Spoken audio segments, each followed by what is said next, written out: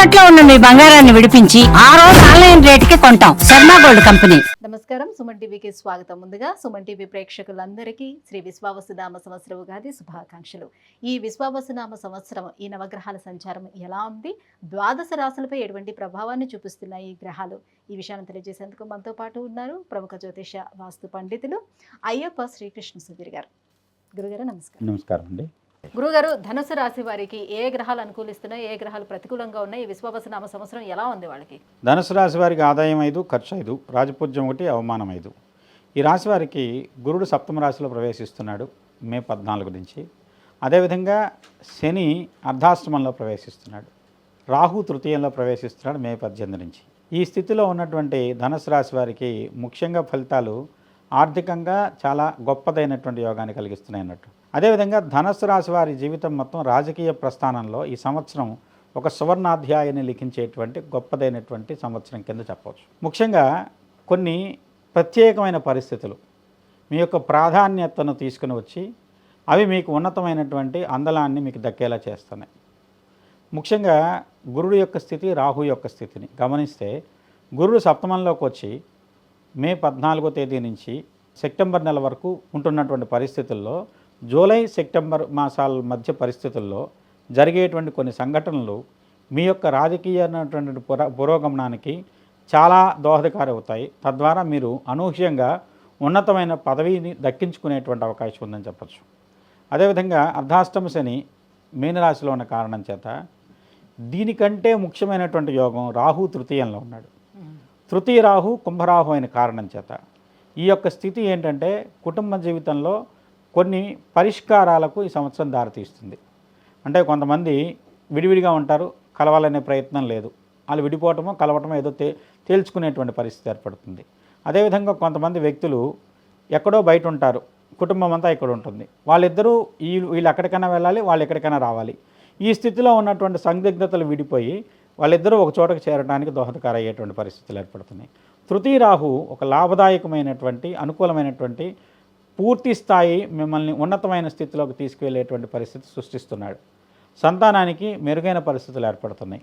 ఆర్థికమైనటువంటి పరిస్థితుల్లో మీరు అనూహ్యమైనటువంటి లాభాలు పొందగలుగుతున్నారు. దీనికి దోహదకార అయ్యేది సప్తమంలో ఉన్నటువంటి గురుడు, అలానే అర్ధాష్టమంలో ఉన్నటువంటి శని కూడా స్థిరాస్తి వ్యవహారాలు, భూమికి సంబంధించినటువంటి ప్రత్యేకమైనటువంటి పరిస్థితులు.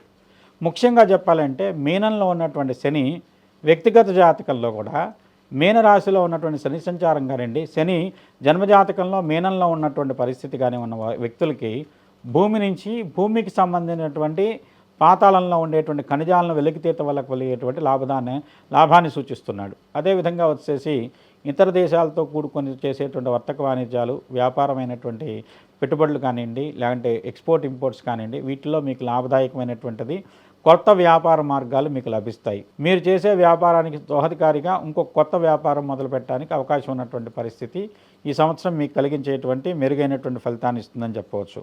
అదేవిధంగా విద్యారంగంలో ఉన్న వాళ్ళకి అర్ధాష్టమ శని వల్ల కొంచెం కష్టతరమైనటువంటి ఫలితాలు లభిస్తాయి కానివ్వండి, మెరుగైనటువంటి ఫలితాలు ఆశించవచ్చు. అంటే పాస్ అవ్వచ్చు, ఇబ్బంది ఏమి ఉండదు. కానీ మీరు ఫస్ట్ ర్యాంకులు రావాలి అని ఆశించేటైతే ఎక్కువ కష్టపడాల్సి ఉంటుంది. ఎవరైనా కష్టం లేకుండా అయితే ఎవరూ పొందలేరు కానివ్వండి, మీరు అనుకున్న దానికంటే కొంచెం తక్కువ స్థాయి ఫలితాన్ని అయితే పొందుతారు కానివ్వండి, ఉత్తీర్ణత అయితే ఖచ్చితంగా ఉంటుందని చెప్పవచ్చు. అలాంటి ఫలితాలు ఈ సంవత్సరం మీకు కలుగుతున్నాయి. అదేవిధంగా వివాహ ప్రయత్నాల్లో ఉన్న వాళ్ళకు చాలా అనుకూలమైన కాలం కింద చెప్పాలి. ఉద్యోగ ప్రయత్నాల్లో ఉన్న వాళ్ళకు చాలా మెరుగైనటువంటి ఉద్యోగం ఏర్పాటుకు దోహదకారం అవుతుంది. ఉన్నత స్థితిలో ఉన్నటువంటి ఒక ప్రముఖ వ్యక్తి అండదండలు మీకు లభించడం వల్ల ఉద్యోగం అతి సులభంగా పొందగలుగుతారని చెప్పవచ్చు. ఒక రికమెండేషన్ లాంటిది కానివ్వండి, లేదంటే ఒక ప్రభుత్వంలో ఉన్నటువంటి ఉన్నత స్థితిలో ఉండేటువంటి వ్యక్తి యొక్క అండదండలు. అంటే రాజకీయంగా కానివ్వండి, ఉద్యోగపరంగా కానివ్వండి, ఖచ్చితంగా వృత్తిలో మెరుగైనటువంటి లబ్ధి పొందేటువంటి అవకాశం ధనుసు రాశి వారికి విశ్వావసునామ సంవత్సరం కలిగిస్తోందని ఖచ్చితంగా చెప్పచ్చు.